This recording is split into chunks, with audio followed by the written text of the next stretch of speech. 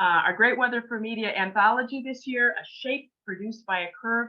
A little while, Jane will put up information on how you can get this beautiful anthology, but we're all so very proud of it, and we're so happy that we have 8 wonderful readers today out of so many that are in this collection. I'm joined today by Jane Ormerod, David Lawton, and there they are right there, and Lindsay Ellis, who worked on this but is stepping away, I hope not permanently, but stepping away as editor this year. So welcome. Our first reader will be Andre Lamont Wilson. Andre Lamont Wilson is a Black queer poet and writer who won the 2022 Newfound Prose Prize for his chapbook, Hauntings. His poems have appeared in Rattle, RFD Magazine, and Azalea Magazine as well. He teaches storytelling to adults with disabilities in Oakland, California. Welcome, Andre. Thank you very much, Mary, for that gracious introduction. A couple of years ago, I took a queer poetry workshop at the San Francisco Creative Writing Institute, taught by the slam poet champion, Sam Sachs. Sam gave us the assignment of taking a common poetry term such as stanza, rhyme, meter, and giving it a new queer definition. So I took a common poetry term, gave it a new queer definition, and between October of 2021 to October of 2022, literary journals rejected it 10 times, a personal record for me, until finally early this year, Great Weather for Media picked it up. I'm grateful for that. So here's my poem with a poetic term with a new queer definition. Quatrains. Quatrain. Qua. Train. Qua. Train. Noun. Plural noun. Quatrains. A portmanteau of queer and train. Origin, the segregated rail cars for queers during the Jim Dandy Peacock era, AKA before Stonewall, 1969. The 4 lines of the Bay Area Rapid Transit District, BART, ferrying queers from the East Bay suburbs to San Francisco on Pride Sunday. The Richmond line, the Antioch line, the Dublin Pleasanton line, the Warm Springs Fremont line. Common saying, if it looks like a duck, swim like a duck, and quack like a duck, then it proudly rides quatrains on Pride Sunday. And jag, and jeans, and leather, and feathers, and flannel, and spandex, and suits, and nothing at all. We come and come and come and come, over the flatlands, through the hills, under the bay we come. Riding the wheels, filling the cars, crowding the aisles we come. Bearing our gifts, bearing our breasts, bearing our asses we come. Laughing and crying and shouting we come. Hugging and kissing, fucking and fighting, prancing and protesting, we come. To the city, to Mecca, to Oz, we come. And doing our pilgrimage, we feel the power of our numbers. We feel the magnet of our destination. We feel the community of our diversity. And when the quatrains deposit us in the city beneath the parade route, we emerge from underground, step into the light, and know we have arrived.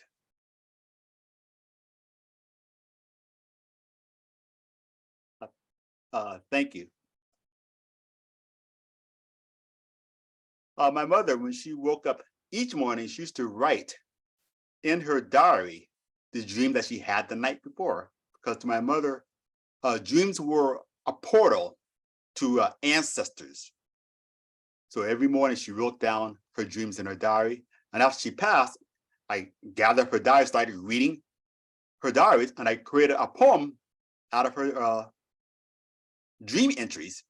And this piece, Apparition of Dream, became the last piece of my award-winning collection of essays, Hauntings. Apparition of Dreams. Mom, you never dreamed I would read your diaries after your death. but I find more comfort in your dreams than in the reality I'm living now in a time of a pandemic. If given a choice between watching the nightly news with its epidemic of bad news or reading your dream diaries, I choose to be Little Nemo in your slumberland, Alice in your wonderland, Midsummer in your night's dream. On September 28th, the day the jazz trumpeter Miles Davis died, you dreamed he was high up, wore a purple cape, and thanked you for your prayers. On February 10th, the day the Roots author Alex Haley died, you dreamed he gave you a big turkey wing and sliced you a lean ham, eliminating the fat.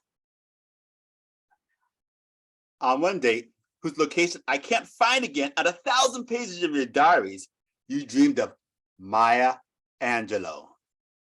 That's all you wrote. Dreamed of Maya Angelou. And on December 9th, when you gave me a copy of I Know Why the Caged Bird Sings, I hugged you. But on February 28th, when you saw her perform in person, you were disappointed. On June 22nd, you dreamed you rode a bus with Marlon Brando. And I'm thinking, really, Mom? Which Brando? Hey, Stella! Or, I'm gonna make him an offer he can't refuse. Did you speak to him? What did he say? Just as I imagined you chatting with Brando on the bus through LA, I read the end of your diary entry. Also riding your bus was Lionel Richie of the Commodores. I'm thinking, really, Mom? What the hell is Lionel Richie doing on a bus with you and Brando? Lionel sang in a little high voice. All the way home, you underlined a poem your son wrote. What? What happened to Brando? What does your dream mean other than the world's greatest actor serving as witness to your son's poems sung by the world's greatest composer? But I find your dream extraordinary for your imagination and ambition. Sometimes, Mom, your nightmares resemble the nightmare I'm living. On November the 11th, you dreamed of eggs bobbing in blood. Not good, you added. On December 10th, you dreamed of a man lying on the road. You went to help him. He motioned you to place your hand on his side. You refused. His side opened and pus flowed. You awoke, your heart beating fast. On December 26th, you dreamed you were in a funeral home. When the hearse arrived, you saw a dead man inside. On January the 20th, you dreamed the devil delivered a bronze-colored casket to your door. Sometimes, Mom, I wonder if upon your death, as you knelt and prayed on the dirty carpet before your bed, and your heart spasmed until it stopped, you realized the dream you dreamed on January 10th. You walked down a dark street. Yellow neon lights blinked and attracted you like a moth to a porch light. You came upon a motion picture show starring Cab Calloway. Resplendent in a white zoot suit, he sat on a throne like the king of Sweden. His wide-brimmed fedora formed a halo around his head. A spotlight shined on him. He stood from his throne and walked through the black and white picture screen and into the movie theater in full color. His gold-plated chain jangled as he jazzed his way down the steps in front of the screen, scattered and jiving as he sang, "Howdy, howdy, hi!" He sassed his way up the theater aisle. When he reached you, he did a split, rose, and offered you his hand. you took it. Thank you. So lovely. Thank you Thank you. so much. Thank you so much, Andre. That was You're wonderful. welcome. What an My pleasure. amazing mom, too. Amazing mom. And we see who she birthed, right? Yes, yes, yes. Yes, Thank yes. you very much. Thank you. Our Thank you. next reader this afternoon is Sherry LaPoma. Sherry is a cancer survivor and writer whose work has appeared in the Penn Review, Red Divider, Sugar House Review, the Maine Review, Poetry Salzburg Review, the Lascaux Review, Salt Hill Literary Journal, Stand Magazine, Rust plus Moth, Mantis, and Catamaran Literary Reader, among others. She earned her MFA in writing from Cal Arts, and her poetry has been nominated for Best of the Net and 3 Pushcarts. A reader for the Orange Blossom Review, her latest chapbook, Broken, Do Not Use, is currently available at Main Street Rag. Welcome, Sherry. Thank you, Mary. Okay, so this has been the year of discovery for me. Everything was going along quite smoothly, and I found out I had breast cancer. So it was very aggressive cancer, and I had to have chemo and radiation and surgery, and it just made me think about what am I doing? How, do I matter? What would it be like if I was gone? And my writing took a turn, and I started looking at loss in everybody, not just me, but like people out there that don't have anyone to speak for them, to mourn them or whatever. And there had been an article in our newspaper about a woman who had been found dead, and they didn't know who she was. And they kept doing more articles and more articles about her, and until they finally discovered who she was. And this poem grew out of that, and the experience of loss. Goodwill donation. For the unidentified woman found in our neighborhood donation bin. Her body was partially in and out of the box, dead, but still yearning, pale arms pressed against self, a different kind of intimacy. The white dress, red specks, its parallel messaging just out of reach. She had wanted it more than God or the home she built out of cardboard. She'd come so far from a volatile South where life had been scripted to a field in the Santa Clara riverbed. Like a reawakening to her lost, then found, she trusted no one. Everything a battle between good and evil, even the trees tempting her to enter into unholy communion, even the trees with their storied branches whispering of buried names. She willed herself not to listen, ignored the leaves raining down on things gathered and neglected. When she went in search of distance, an offering, black robe, blue shirt, white dress stuffed carelessly inside a large container. Everything waiting to be a burden. She reached inside the door in a dream of union. How terrifying it must have been to learn the amount of steel it takes to swallow a body, to ache and soften until memory no longer hurts. Okay. And then I also have been writing a lot about Mexico and borders. I have a house in Mexico, so I travel back and forth. And this was more like in the discovery vein. It's called Siberia. Inked on skin at 55, a heart beat. This is how I feed on noise. Like an American flag piercing the moon, how familiar scars become.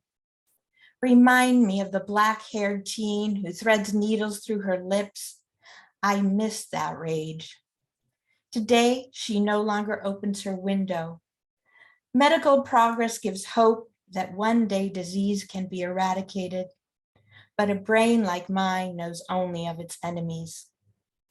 Don't let my breath linger on your tongue. According to my kids, I am the flavor that permeates. I once followed a boy to a small storefront on the west side of the free road, Popotla. The tall white counter allowed me to watch fat and nerve dissolving into red. The chef stuffed birria, onions, cilantro, and hot corn tortillas. You can't go wrong with any of the cheesy meat. The taco is crisp, not toasted, and can be bitten easily. In Mexico, even the food offers forgiveness. Some come to get rid of what they don't want. Some come to collect what others discard. I haven't been honest. It is lambing season. My job is to wait for the noise, the smell of meat coming to life in our hands. That was from Sugar House. And this one is from this Free State Review. And several years ago, my children's father was killed in a plane crash. And they're all adults, but that really set them back and they distanced themselves from me, and we've been estranged. So in order, I had the loss of him, who, I'd known since I was like 16 years old, and then my adult children as well. So that was quite difficult. So I read a series of poems to my children. And this one is called Dear Katie. She's my youngest daughter. And she's back there still. She went to Yale and she's now doing a residency at Brown. Dear Katie, yesterday I found a sparrow, fat and brown, lying in the plastic feeder, his head cocked left. The round of his chest still stayed quiet. I moved my ear down close, listening for breath like I used to do with you in the cradle. His eyes, no bigger than a note on a sheet of music, remained closed, although I willed them to open. Precious wing, starling mine, did you know that some birds hatch already knowing the songs that they'll sing? Sound is a pressure wave. I heard zebra finches call to their eggs, warning of a changing climate. The way they sing gospel enough for a nestling. Where did those sweeping tone sounds go? Children grasp at living things, a leaf, a plum, snapdragons growing wild, or maybe planted. The way you leapt palms to sky, it took me a while to notice how pensive a tree is when it lets go of its branches. Here is the nest I made for you, poetry. A woman now, there is a growing indifference in your voice. I'm sorry. I wanted to write about the bird, how convinced he had already died. I watched him rise, then fly away. Thank you. And that's it. Gosh, you kind of left me speechless for a minute. Thank you. The nest you built of poetry. Thank you so much, and so grateful that that you're here today. Thank you. Thanks for having me. Jerry. Yeah. Okay. Claudia Saria is a Romanian-American poet with poems published in Consequence, Field, New Letters, Prairie Schooner, The Puritan, Oxford Poetry, among others. Her poems have been translated into Russian, French, Italian, Arabic, and Farsi, and have been featured on the Writer's Almanac. She is the author of seven poetry collections. Most recently, in those years, No One Slept by Broadstone Books in 2023. And Saraya won a Pushcart Prize, the Joanne Scott Kennedy Memorial Prize from the Poetry Society of Virginia, and the New Letters Readers Award for her poems. She's a founding editor of National Translation Month, serves on the board of the Red Wheelbarrow Poet, and co-hosts their monthly reading. She's extremely busy. Thank you, Claudia, for being here with us today. Thank you so much, Mary and Jane and the editors of Great Weather for Media for including my poem in this wonderful book. Can we just have a round of applause for how pretty this book looks and how great it is. So much good work here. And thank you for being here tonight, spending your Saturday afternoon with poetry. I want to read my poem. It's a poem about history, Romanian history. I guess it's the history of the Eastern Bloc, about the past. We don't talk about the past, except when the past is a river that rushes from mother's mouth, telling me she was born in 1946, the year of the famine. We don't talk about the past or the famine, except when she says she still dreams her belly hurts with hunger, except when she tells me she used to visit her grandfather to eat some bean soup, and he'd count the beans in her bowl, the same way my father's mother would count the spoonfuls of cornmeal she'd hide on top of the cupboard for him, her smallest child. We never talk about the past. The past is dead, and we should only mention good things about the dead, except when the past is a river that rushes in with the dead and floods everything. The past is a river, a wide, clear Danube, in which we sink our hands and lift them empty, saying, see, there's no hunger here. See, there's no hunger and no famine here. No famine and no death in our recent history. Why should we keep talking about it? Then I open my mouth and the past rushes forth with all its cornmeal and beans that I foolishly keep counting like the dead. Only good things should be told about the dead. Only good things about the past, like silence, a clear, silent Danube of hunger, of dead we count like cornmeals and beans. So I want to read a few poems from my book that was published earlier this year. In those years, no one slept. And this poem is in this book too. And it's a book about history, about me growing up in Romania under a dictatorship, and my family. The clarinet. I was cooking 6 large mums in a sweet and sour hot sauce when my grandfather walked into the room, shorter and much older than I remembered him, playing the clarinet with a group of musicians.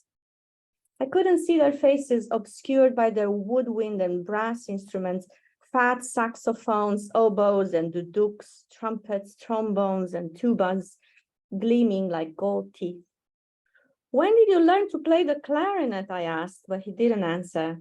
I served him the mums and the hearts well done, and went outside to hang out on the clothesline silhouettes of unborn children. It was early spring, cold and windy. My grandfather and the musicians played their wind instruments at the funeral of the century and walked slowly over the hill behind the truck with the coffins until they disappeared. Only the clarinet kept wailing in the cold wind.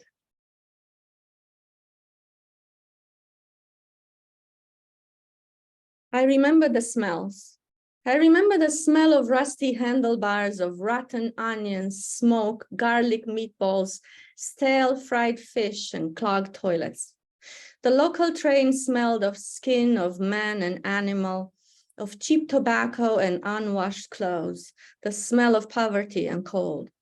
The peasants carried raffia sacks stuffed with bread, food for chickens and pigs. Snow blew through the broken windows and piled in the hallway. The car doors opened and slammed at every turn. The conductor checked the tickets with a flashlight. Next stop, home. So this was a poem about the time when I was going back home. I was a student in Bucharest, and yeah, local train in winter was kind of brutal. And then I moved to New York City, and here is a poem titled 1954. In 1954, hands in his pockets, Frank O'Hara was walking at noon on the glaring New York City streets, thinking of poems and lunch. At 7 p.m., the sun was still strong in Romania. My father was 14 at the time and plowed his father's land hard as concrete with a horse blind in one eye, thinking no doubt about poems and dinner. On Fifth Avenue, O'Hara stopped, lit a cigarette, breathed in the smoke, and looked at the sky. My father stopped and smoked too, maybe even at the same time. Inhaled, exhaled, and looked at the same sky. Yes, they were young, skinny, and thoughtful, and didn't know each other. But I imagined them sharing the gestures of lighting up, tight lips holding the cigarette, the flicker, the blue breath, the crust of the earth, the sun. Decades later, I'm reading the lunch poems on the bus and think of the lives of these two men, each one caught in his own grinding machine. And a rabbit runs from the field in Romania into a bar in New York City, foolish enough to believe it can escape. So speaking about my father, a few years ago, before the pandemic, he was, during the pandemic, he was quite sick. He has heart failure and he was in the hospital. And this is I think this was from 2019 because I was home, I was able to see him, and then we went to the Black Sea. It's called bar hopping. I wonder if the water in his lungs is salty, like the waves lapping at my feet. He once told me if I passed the entrance exam to the university, he'd take me bar hopping. And I laughed, why would I go bar hopping with my father? I got past the exam and we never went to any bars or to the Black Sea again. Now the sea has come back searching for him. Water climbed into his lungs and the machine pumps oxygen to help him breathe in and out like the tides. If he were awake, I'd tell him, when you get out of the hospital, I'll take you bar hopping and to the beach again. The sea rolls on the shore, endless hope, endless, endless, endless. So he's doing much better now. I'm gonna read one more poem about my parents titled Climbing. Each year, my parents grow smaller, summer to summer. They lighten up, climbing into old age like into a tree, shedding their shoes, coats, hats, shirts, socks, pocket change, mom's purse, dad's wristwatch, their wedding rings. I wonder if they transfer their weight onto me, if I get heavier year to year, if my words or my dreams get denser and I carry them slower like rocks or lead in my pockets. My parents get lighter and lighter like birds or balloons, rising into the old age tree until I can't see them any longer. But I know they're still there, climbing, hidden from view among the tall branches. Thank you so much. Thank you, Claudia. What a pleasure to hear those poems and that your father is doing better. I know we all sighed a relief. You couldn't hear us, but we did. Wonderful. So lovely. Okay. I just want to just relax now and just like let everything sink in, but we have to move on. And there's more wonderful reading to come. Tody O'Brien is the Italian accordionist. I should have asked for pronunciation. Accordion I can pronounce, but accordionist with the Irish last name. There we go. She's the author of Other Maidens Blaze Box of 2020, An Alphabet of Birds, Moonrise 2020, In Her Terms, Chola Needles 2021, Pages of a Broken Diary, Pesky's Porch 2022, The Past Ineffable, Chola Needles Press 2023, Odd Arcana, Chola Needles 2023, and Alter Alter, Elazar Press 2023. Thank you so much, Tody, and she's going to be sharing the screen with us. Yes, let's see.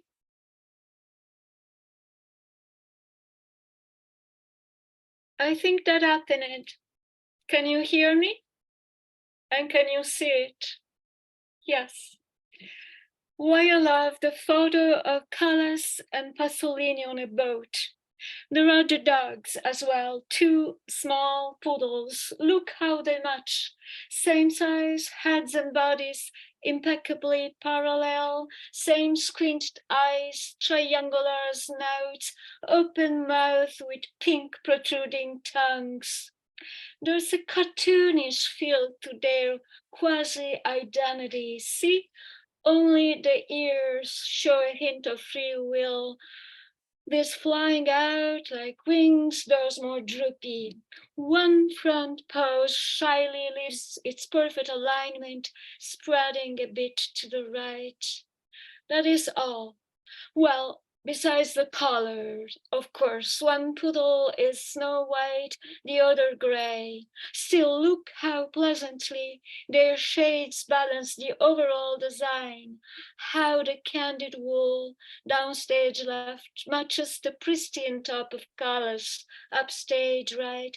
How the charcoal fur, downstage right, echoes the tan skin and black hair of the poet, upstage left. Quite a nice checkerboard. The dogs know how to properly pose, for sure. The humans, those two, should. It is part of their public role, their profession, but are presently goofing around.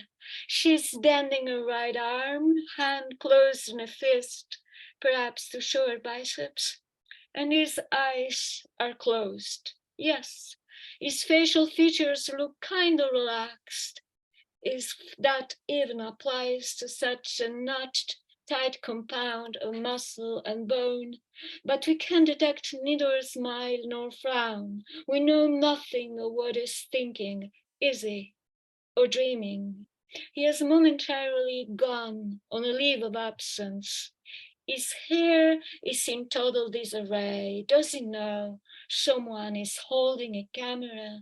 Does he care? A few things we can tell.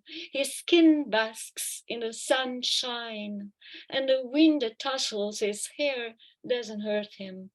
On the contrary. Like the dogs, the poet is frontal, quite symmetrical, like a tree, like a tower, a building of sorts, self-standing. She is askew, leaning towards him, though she's looking ahead at the invisible paparazzo. Amid that, she smiles.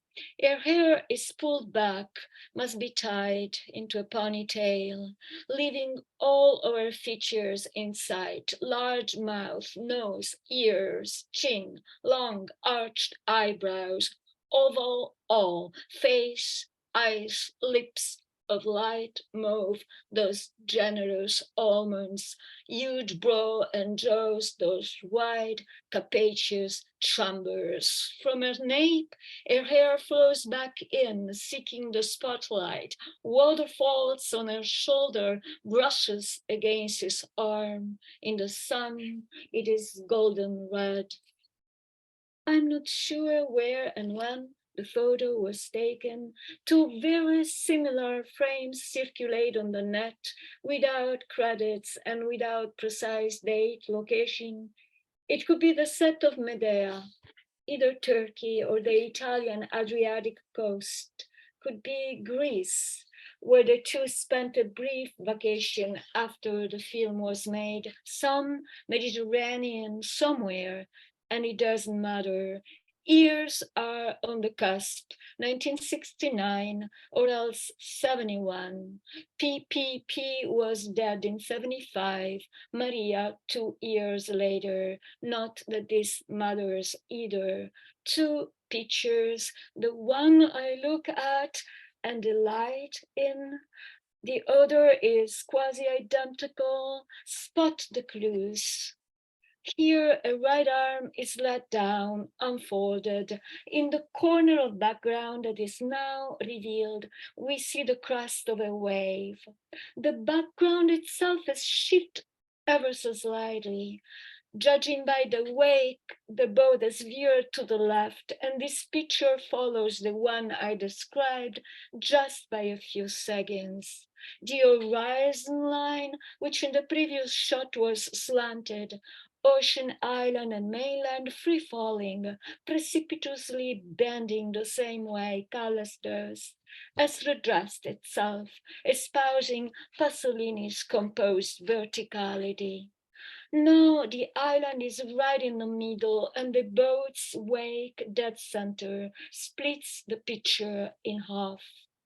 though her torso and her head do not seem to have moved. The cascade of her hair has pulled back, revealing a shoulder. It does not brush his torso anymore. There's a gap between the two bodies. There's a crack, a window, through which we can see the boat's wake, its foamy exuberance, how it rapidly runs away. Her head hasn't moved. Wait, it has imperceptibly turned down and towards him. Plus, her features have changed. Hardly, barely. See, a small downward something, but the corner of her lips and her pupils. She is slightly looking down, more eyelid is shown, and the vertical lines at the root of her nose have deepened. She does not smile. I mean, she almost does. The smile lingers, though it's gone. The aftermath of a smile. His head, which was previously leaning towards her so minimally that only comparison reveals it, has fully straightened up. Maybe because he has opened his eyes. Maybe a moment ago he was falling asleep. Almost did. Hey! The corners of his lips have lifted a millimeter or two, reaching the horizontal plane. Is this called a smile? Technically, it isn't. It is hard to define his gaze, both unbearably piercing and immensely distant, remote. More importantly, way more importantly, the doggies now diverge. One looks east, one looks west, one looks south, one looks north, who knows? Their two bodies form a perfect V shape, a right angle. Both have half closed their eyes and lowered their ears, tongues still sticking out, still panting, but more quietly, as if on alert, suspended, posed. These dogs certainly know their part. I prefer the first picture, of course, with Callas playing bodybuilder, Paolo slumbering, and the wide-mouthed pups probably vocalizing, with the mountains and ocean and sky tumbling down. On the net, sometimes the peak appears cut, sometimes in its entirety, and we see it as a square, hugged by the yellowish edges of a Polaroid shot. I don't know if I love the picture more because it is happy. It shows happiness through her smile, through the comfy posture of his body, as well as through those markers we banally, intuitively connect with pleasure, the nice weather, sun, breeze, salty air, all things that bodies crave, the suggestion of dolce far niente, sit back and enjoy, the lap dogs granting cuddles and fun, or because it is fragile. Why fragile? I said it. It's a Polaroid shot. It will fade. Colors sooner or later will veer and then vanish. Well, I love it because of the exact combination of the two components, bliss and frailty. Don't they always team up? Yes, but sometimes the chemical mixture reaches an uncanny degrees of perfection. Strange to see those two highly dramatic people coming each from a devastating heartbreak, each fated to die a tragic death in just a few moments, carving for themselves this fine cameo of nonchalant, joyful abandon, strange and glorious, stolen but in elegant fashion. And the soft parody they outline of an ideal couple, knowing or not knowing, they'll never be one in the conventional way, though staged in the very pose of a conformed pair. And the dogs, this tiny duplicate twosome, adding a last touch of subtle, gentle irony, one more step into the surreal, the sublime. Thank you.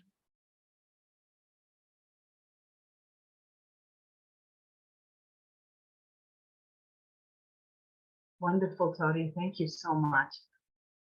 It was great to see the photos there as you read. As we, in the anthology, we don't get that. I'm sure everyone went online. I did, but just to see them there as you read, wonderful. Thank you so much. Listen, Frailsing. Next reader tonight, or this afternoon, is Bob Heeman. Bob's words have been translated into Spanish, Arabic, Farsi, Italian, and Hungarian. His art includes collages, ink drawings, and a participatory cutout multiples on paper. He lives on the west end of Long Island in what was once the city of Brooklyn. Welcome, Bob. Thank you. I'm going to read, excuse me. I'm going to read from my information series. They're all very short, so there's a bunch of them, and somewhere in the middle will be the one that's in the anthology. So, information. They did not know yet if the man in pajamas would be the killer or the killed. The train schedule said the next stop would be Wolf's Head and not Sheep Dip as announced. The weapon used had to be something unexpected like a corkscrew or a noun. When the woman spoke, all the adjectives gathered around her to listen. She was subject to the usual rules of usage, but somehow she twisted them to her own advantage. Information. Learns to say what the fuck in response to certain situations. Learns to count anything that can be repeated. Learns the difference between the cow and the drawing of the cow. Learns the difference between the sky and the mirror. Knows that the words have a different purpose that she hasn't yet discovered. Learns that she's only half of the story. Information. The music was the wrong size to fit inside of the plot. Even if its head was shaved and its spurs removed, it still would not fit. They had to cajole it so that it would stay at all, but it was the only mirror they could find to use. It grew angry if its tail was touched, or if it was imitated by the poultry. It grew angry too if it was given a name too soon. No one could be found who could understand its branches or the things that grew there. There was no one who could measure it without allowing its fluids to escape. Information. I want no credit that isn't due me. I want the moon only if it is permitted. I want the color green when it isn't alive, and the color blue when it is. I want a word that can be repeated without changing. I want a woman who didn't just happen, and an animal that wasn't just drawn on. I want to be folded into your dreams. Information. If the basic plot doesn't work, you can always add quicksand or a tree that doesn't cast the shadow.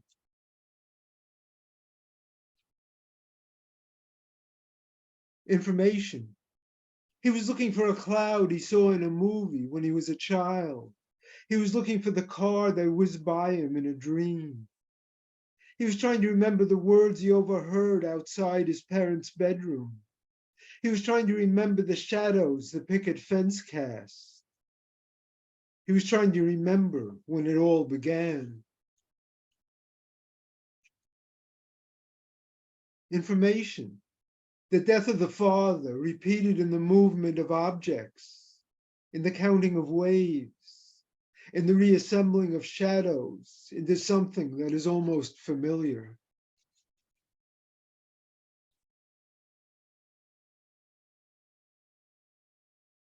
Information. The heart can sometimes be repaired with thread and a curved needle, such as sailmakers use, but its ability to love in the future can never be guaranteed. Information stole fire from the blacksmith and fire from the baker and fire from the woman who tended the altar, stole water from the machine that created the lake and earth from the place where the priests were buried, stole air from the lungs of the tired horse, stole a tree that never grew old and a snake that spoke only lies, stole books from the well where they had been hidden and a bowl from the museum of promises, stole the caption that would have let this all make sense and the number that gave it a place in time, stole the only name by which it would be known.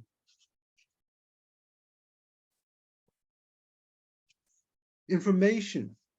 What was it that was eaten? What was it that was drunk? What was it that they wore to talk with God? How many steps did it take to make the forest theirs? How long did it take to learn to speak, to learn to draw, to learn to write? How much was lost to the wind and waves and angry earth?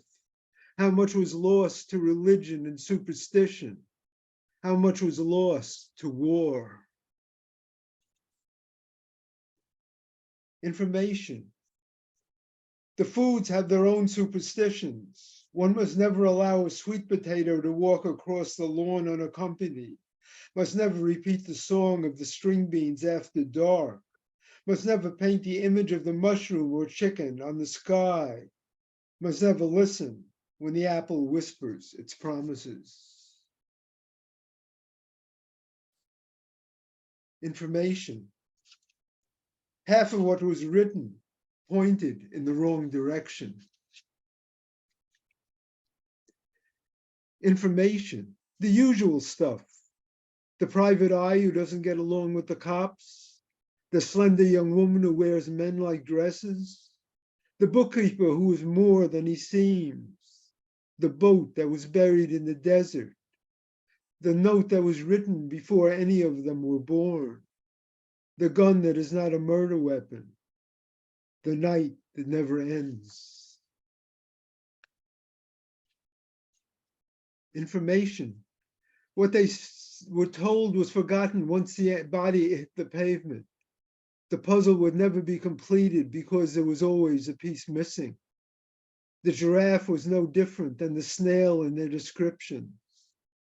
Instead of the word pause, they were required to repeat the next word they heard. Information. One must carefully embrace the angels, lest they be soiled by our earthly griefs. The other precautions we are given, never as clearly understood. Information uses electricity as if it were her own discovery, calls the giraffe by the name of the zebra and the candle by the name of the daffodil, will not use her fingers to count with, but only to eat what is placed before her. Her name an accident, the replica does not recognize. Information. The mistress will forgive the demons that created the holy child, will forgive the curses that filled the field with fiery blossoms and the desires that caused the sea to breathe and caress their waiting bodies. She will forgive the words that became the incantations that resemble poetry, and the cries of pain that became the only music they were allowed to make. She will forgive everything without ever becoming part of what they understood. Thank you. Oh, Bob, thank you. That was amazing. Thanks. That's information. I mean, I'm not going to read the paper anymore in the morning. We've all been school. Wonderful. Thanks. Thank you. Joshua Merchant is a Black queer native of East Oakland exploring what it means to be human as an intersectional being. A lot of what they've been exploring as of late has been in the realm of loving and learning what that means while processing trauma, loss, and heartbreak.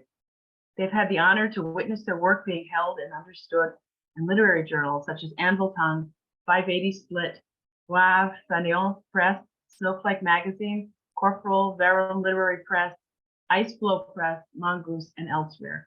And I have to say, I just love the way he wrote their work being held. They received the 2023 San Francisco Foundation Nomadic Press Literary Award for Poetry. Congratulations and welcome, Joshua.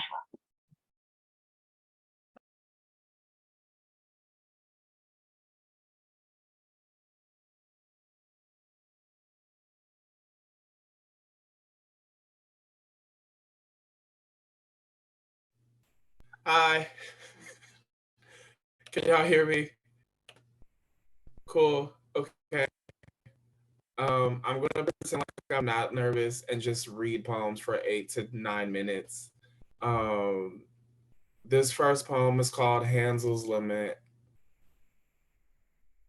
I'm hanging from a wick with my crotch glued to an oven door, dumb kid with a broiling tongue, waiting for the ceiling fan to explode. There's an electric current waving goodbye through my stomach. Black mold becomes pebbled, soot becoming the sky, clavicle suited for the restless. All my pillows rattle. As a kid, I wondered when I'd be more than blood and bone. There's a memory of when things were peaceful and I chose chaos. A cookie on the ground, with no one but someone else's 5-second rule and the germs who adopted it. I still lap up nicknames like sweet crumbs, the bucks yo daddy used before the adoption. Hard knock, warmonger when tears become doled spoons. Soup, soup when you're good to me. Soup 'cause I'm good. Good boy when filled, bad girl when quiet. Confused, convenient, for everybody. Community, throat, organ, thrift slop, urban outfitter, window, shopper, proper, poppers, that shit I don't like. Coon, big ass queen, crowning in make believe, fantasy, diseased, free.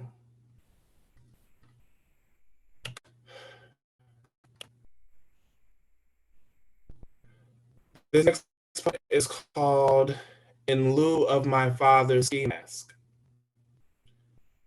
A beanie rolled sprouting into a gray crown as he carries me through a smothered solstice, the sight of home distant as the smell of rain before it creates ravines, turning my mom's hard-earned money into play shoes.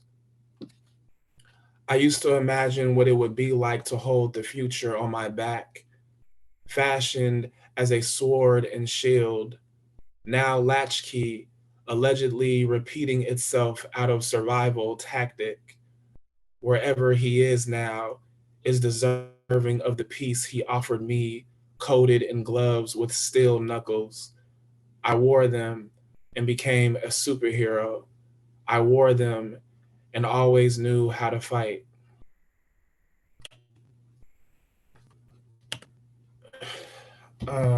So this poem is called Episodic. Before she was taken, she would leave mid-sentence. Everyone in the house would transform. She'd holler until our faces were recognizable again, half fearful, partially still angry, confused and worried, her face uncontrollably smudged with the building blocks of regret. Jenga is fun until your mother is the pillar, a new sleight of hand prescribed, a prepubescent launch of cruelty flung from my mouth, a love affair with a pool of scorpions. There was always a sting. She was always falling, rising with a new backless gown, brown socks adorning the ground she walked. She once held a candy cane jar of chocolate kisses like a decaying animal in her hands as if she were saying, "We're broke for the holidays, but I can fix it. I can fix us." How am I doing on time? Okay. Winter 2006. She says, welcome back, and my heart builds a hurdle to leap. In this race, we were both fast, but our lanes switched. We went out before I moved, and I came back with hormones pinned to the boy who would be used as a reason to target Planned Parenthoods on both sides of a nonprofit's window as distraction. My buggy from my father's patio would shake the way a mother's voice wavered as a warning in the grocery store until the sun drops to hide and go get the moon, a game I sat out until it was time to talk about 13 ghosts and which one was the scariest. I left behind a mother with 2 kids and one on the way. Obviously, the firstborn son and the withered lover never came up in conversation. The angry princess and the torso are the first ones we laugh at. The idea of being chased down the flickering hallway on the 2nd floor and who would whoop who in a fight. It's safe to say my brother and I ran back to the east by flight and landed on Christmas Eve to find no tree unless burned with a sky tattooed by discussions of what it would be like to escape death one more time. My ex yet always friend brings up the hammer. We'd be safe though, cause he don't kill niggas. And a ghost story makes me laugh for the first time in weeks, if only for a few hours, until we are called to haunt the unrequited punishment that was our youth.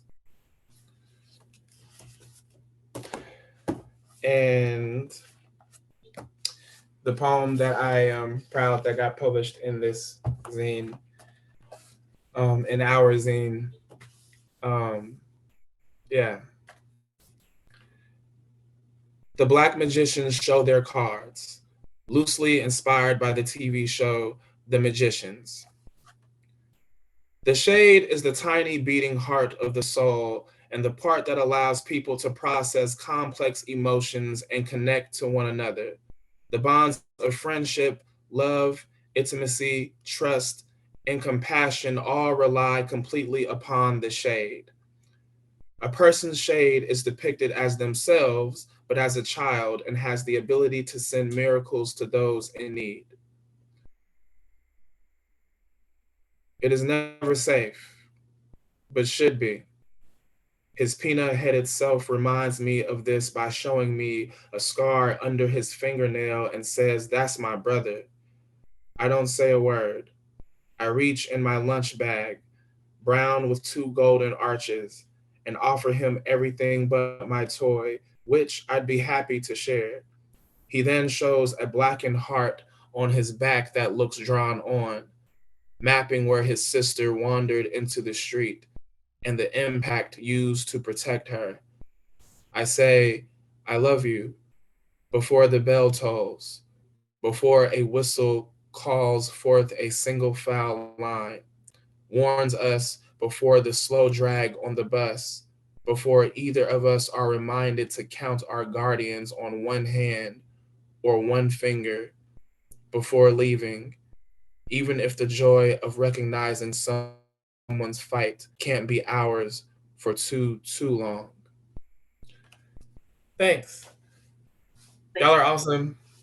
Thank you, Joshua. You were awesome. We love that. Thank you. Thank you. Oh, lost my notes.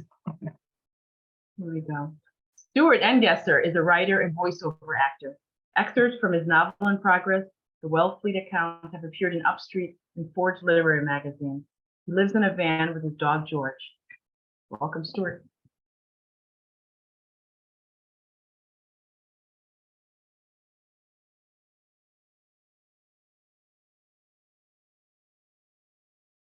There, sorry about that. Can you hear me okay? Thanks to Great Weather for Media for publishing this story. It's a great pleasure and an honor. And I will just say that the story is fictionalized, but it's based on some actual life experiences that I did experience. So with that, I'll just get into it. Let's get physical. The other day, I received an alert that it was time for my annual physical. And so here I am, waiting to be prodded by Dr. Gilman, a homeopathic herbalist who I've come to suspect may not be a medical doctor at all. Dr. Gilman's practice is progressive in the healthcare world. It's a direct payment practice. They don't accept insurance. I pay a monthly fee, and in exchange, I get all the wellness visits I want, plus medications at cost.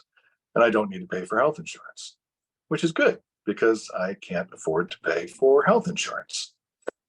I have been Dr. Gilman's patient for 3 years, and yet each time I see her, she has no idea who I am. Am I a new patient? What is my name? Where do I work? The wonders of the body amuse Dr. Gilman and surprise her often. Yet the nature of these surprises and their implications for the patient are filed away without explanation.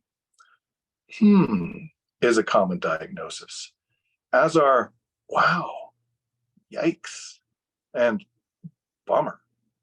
She seems to believe most conditions can be cured with common herbs, direct sunlight, and optimism. I read a book once about an explorer searching for a lost city in the jungles of Honduras. He had a stomach ailment. A village shaman gave him an ampule of pellets made from what she did not say. The explorer died, but it took months. It's unclear what role the pellets played. Maybe the pellets worked, but not very well. Maybe whatever he had would have killed him within days, and they bought him some time. Maybe it was the pellets that killed him, or maybe they did nothing. Sometimes Dr. Gilman reminds me of this doctor.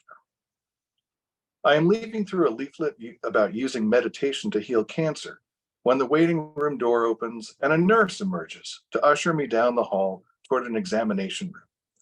The examination room smells like formaldehyde and bad milk, an uncommon and arresting combination.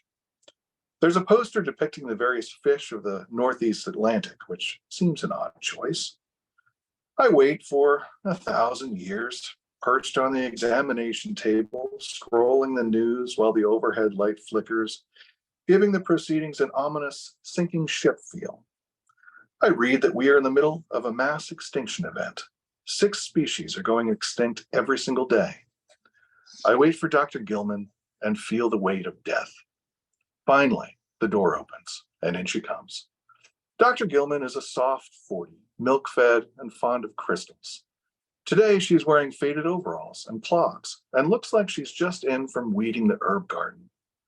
So what's the trouble, Mike? Dr. Gilman asks. My name's Scotty, I tell her. Really, she asks. Have I seen you before? Yeah, I'm here for my physical, I say. Right, you're the guy with the growths. I tell her I'm not aware of any growths, and she smiles and says, well, be that as it may. Each visit, the rituals change. Last time it was glands and prostate. Today, she seems more interested in the basics. Do I have a pulse? Is my heart beating? She takes my blood pressure, which prompts a furrowing of brow, and then a checking of the machine itself. Well, I thought it might just be the machine, but nope, she tells me. She spends 10 minutes looking inside my ear and then says, as if to herself, that's weird. She has no gloves on. When I ask what she saw, she says that she isn't sure, but it's probably fine. She writes something down in a Post-it note and sticks the note by her desk phone, as if later she's going to consult someone more knowledgeable. I can see that she's misspelled my name. By that, I mean she's written down a name that isn't mine. Then she looks up my nose and tells me I should alternate my seed-eating patterns. What's a seed-eating pattern, I ask, but she ignores the question and picks up a flashlight. Open up, she tells me, then starts peering into my mouth, down my throat, oohing and eyeing like someone gaping at cave paintings. Her flashlight dies. She shakes it a few times, then sets it down. It's a regular household flashlight, the kind you keep on hand in case of power outages. I didn't see much, she tells me, nothing too crazy. Did you see something that surprised you? No, not given, the situation, she says. I tell her I don't know the situation, but I'm curious. What is the situation exactly, I ask. Oh, it's nothing pants on fire. Just get a checkup. Isn't this a checkup? Oh, she says, surprised. Ha, right. Then she tells me to get on the scale. I start to take off my boots and she says, oh, don't worry about that. My weight comes in 30 pounds heavier than last time, which is definitely wrong. And apparently I'm 5'8", which is also surprising since I've been 6'1" since 5th grade. Let's lose a few pounds, gargle salt water, see if that helps, she tells me. See if that helps what? I ask. You're funny, she tells me, and pats me on the head. She holds a stethoscope against my chest, through my shirt, and hums something jazzy. Then she places 2 fingers behind my right ear and counts to 10. Is that a thing? Is that providing useful information? I didn't see anything awful in your x-ray, she tells me, sitting back in her chair. So that's some good news at least. I didn't get any x-rays, I say. Well, that explains it, she says. Do you want some? Do I need some? You tell me, Mike. I'm Scotty, I say. Well, that's not my business, really, what you call yourself. I totally support you. Eventually, she kicks off her clogs and gets down on the floor. She demonstrates some stretching exercises and asks me about yoga. What about it? I ask. Do you believe in it? She asks. She's not a small woman and she's a little out of breath. Do I believe it exists? Do you believe it works? Works for what? As a discipline, as a way of saying yes, that kind of thing. I guess so, I say. Good, she tells me. Dr. Gilman gets up and tells me I'm fine. You're basically young, you seem alert. I don't know, let's not get too excited. Stay positive. Stay positive about what? I ask. Are you talking about growth? Dr. Gilman laughs heartily. Here's some advice, she tells me. Stop trolling the internet. It's the worst way to figure out what's wrong. Well, just keep an eye on it. 9 times out of 10, it's nothing, or it's just an in and out kind of thing. You won't even need to stay overnight. I guess I'm not sure what we're talking about, I say. Is something wrong with me? Ha! Dr. Gilman says, absolutely. Join the club. There's always something, but really it's a question of what might kill me, what might, I don't know, just sort of develop. Remember, more seeds, try to walk every day, even if it hurts. The sun shines through a crystal hanging in the window. Rainbows spill across the walls. Good omen, maybe, Dr. Gilman says. Reception schedules me for 6 months out and tells me I'll get my results in a week or so. Results for what? I ask. But then the phone rings and the receptionist is on to the next disaster. There are stacks of folders everywhere, and in back, a woman feeds papers into a shredder. See you next week, the receptionist whispers. Do you mean in 6 months, I ask? Sure, I don't know. You'll get an automated text, she whispers. Why do I even bother coming in for these visits? Does Dr. Gilman provide any valuable medical care? I don't know, but I'm a superstitious man. Going to Dr. Gilman feels like touching wood, a way to appease the fates and assure them that I take nothing for granted. What Dr. Gilman actually knows or sees is a mystery. But if I didn't go, the fates might feel slighted. Perhaps they'd whip up a tumor, a heart clogged with plaque, fibrous growths to wind their tendrils around my brain. And anyway, what's the alternative? She's the closest thing to regular medical care my budget allows. Maybe I'll get lucky. The shredder goes zzz, and down a hallway I've never been, through a cheap foam core door, I hear a man sobbing. He's telling someone, a doctor, a nurse, the 4 walls, I didn't do anything. I didn't do anything. I didn't do anything. I just wanted to touch it. I'm sorry. I am sorry. Amazing. I could stand here all day, listening to this stranger come apart at the seams. I want to ask him questions. What malady does he possess? What rituals did he ignore? And what was it he touched that hurt him so, that made him cry, when all he meant to do was nothing at all? Better him than me, I whisper to myself on the way out. I feel like a hardened veteran, but the only war I'm fighting is regular life. I know my good luck won't last forever. Eventually, it will be me, howling in a room, crows on my shoulders, a hooded specter in a corner tolling his bell. What will I do then? The same thing as the man I overheard. Deny everything, weep, and beg forgiveness. Thank you. Powerful piece, Stuart. That was amazing. And I hope you keep reading that in other places. That's a good read aloud. That's a good. Thank you very much. Was that based on a real doctor or a composite? Yes, it was based on a real doctor. Okay, don't get sued now. Don't say any names. But Thank you. hilarious. Thank you. All right, finishing this afternoon, we have K.R. Morrison.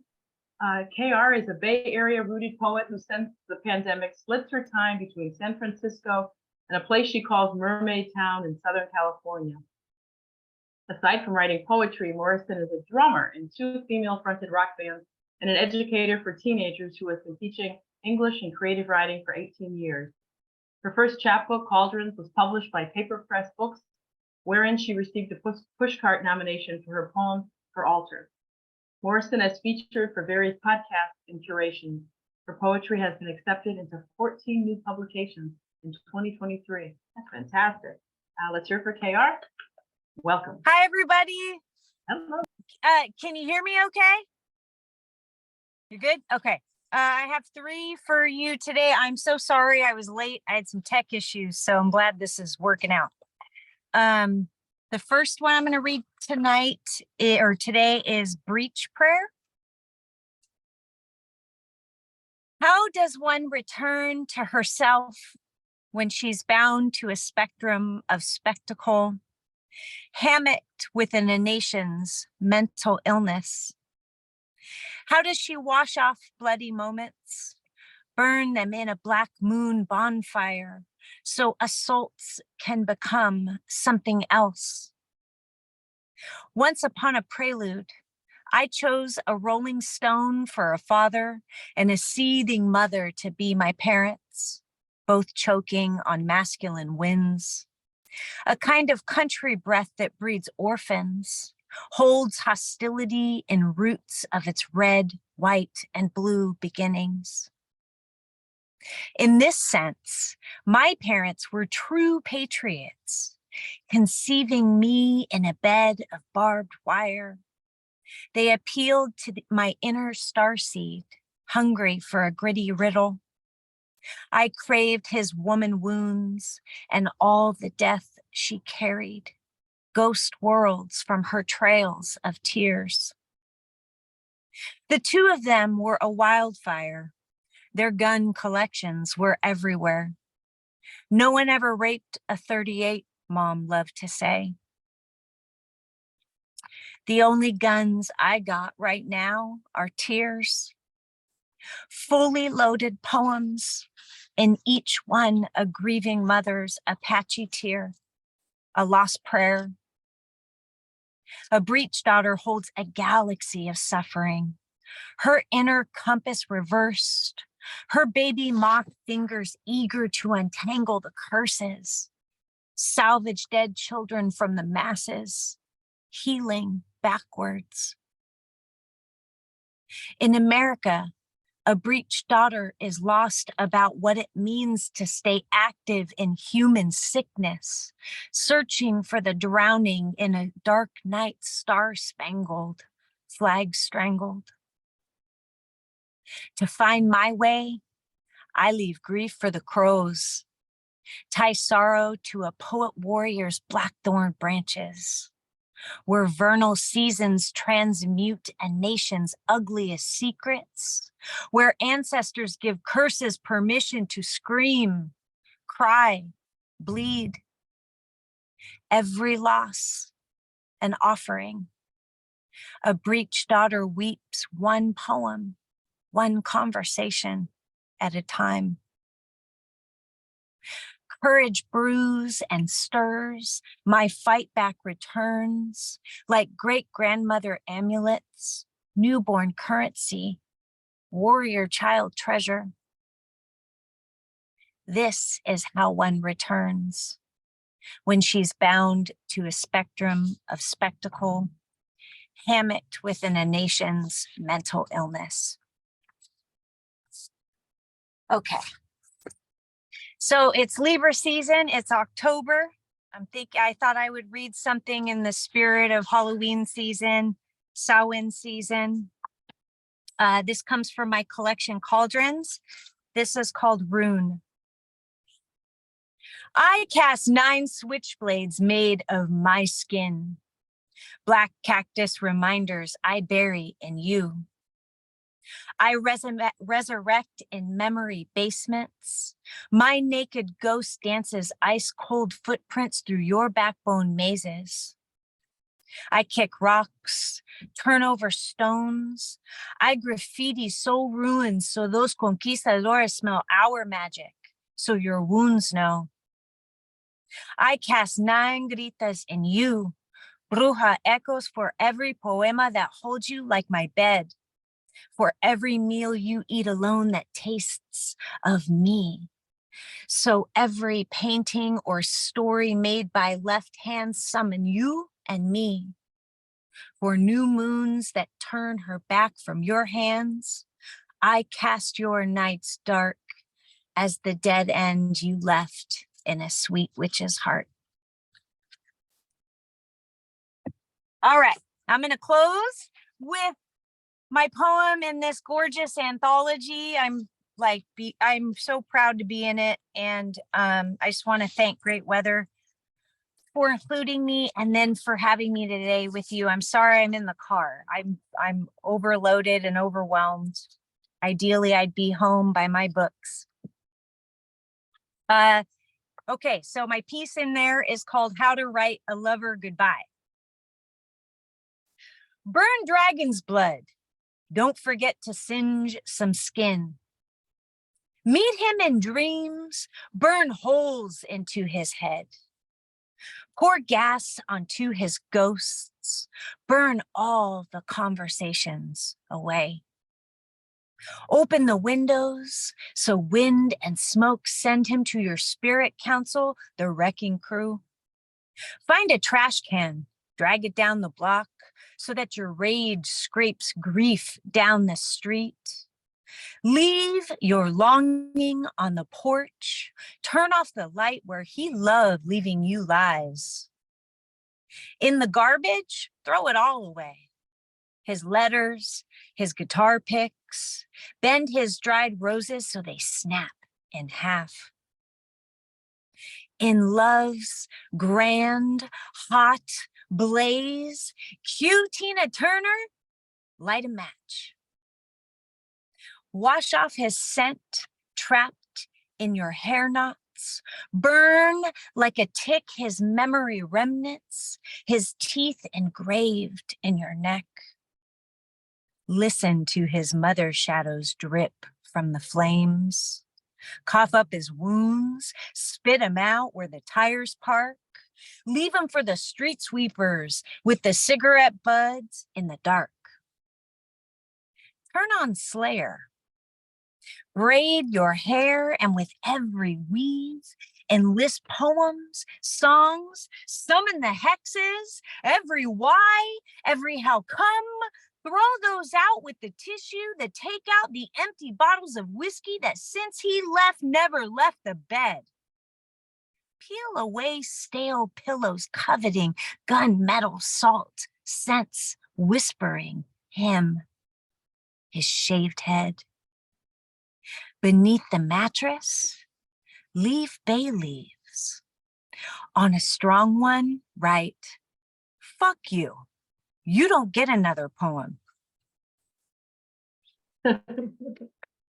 Terrific ending. Terrific ending to the poem. Terrific ending to this reading today. Thank you so much. Oh, And- wonderful. And you're not alone in that car. We all see that skeleton there. So, Oh, that's Paul. That's Paul. He protects the car from people who want to break in. all right, So- Paul. Well done. Oh, he's in the back seat. Thank you so much. Thank you, everyone. It was amazing reading today. We really, I think, from the comments, everyone's feeling the same thing. It's been